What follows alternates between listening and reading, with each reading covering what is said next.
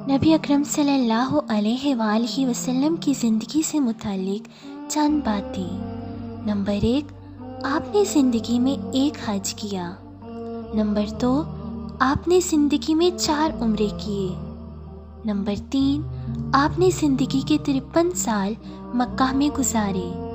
Number 4, आपने ज़िंदगी के 10 साल मदीना में गुजारे। नंबर 5, आपके 3 बेटे थे, कासिम, इब्राहिम और ताहिर। नंबर 6, आपके हमशक्ल सहाबी का नाम दहिया कल्बी रज़ी अल्लाह ताला अन्हो था। नंबर 7, आपके दांत मुबारक जंगे ओहद में शहीद हुए।